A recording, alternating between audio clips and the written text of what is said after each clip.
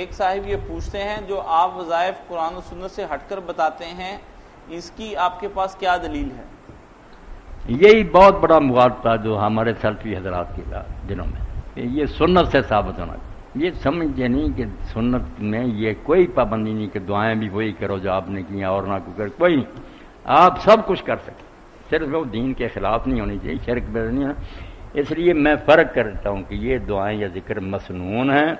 حضور سے آئے، یہ معصور ہیں، صحابہ کرام سلف صالحین نے کیے، وہ بھی بہت نیک ہیں، بالکل توحید والے پکے،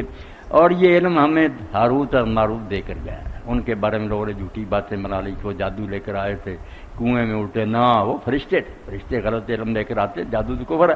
وہ یہ پاک علم لے کر آئے تھے جس کو نوری علم کہتے ہیں۔ جادو کا توڑ بیٹا سکھا گیا کہ اگر تم جائز کام کرنا چاہتے ہو تو بجائے کفر شرک کے یہ پاک کر لیں۔ اس لیے جو بچے آ رہے ہیں نا ایسے علم کے، یہ تعویذ کرو، یہ اس کا بقایا جو وہ علم دے گا۔ یہ علم خواص کلمات ہے کہ اس کلمے کی کیا تاثیر،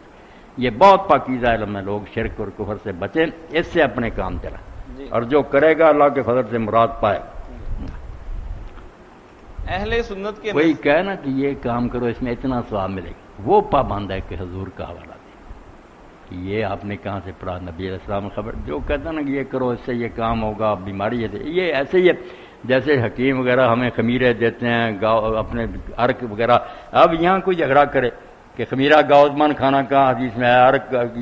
بھائی نادان ہو، یہ راج معالجے کی باتیں ہیں۔ جب ذکر اذکار ثواب کے لیے کریں وہ ٹھیک ہے، ثابت ہونے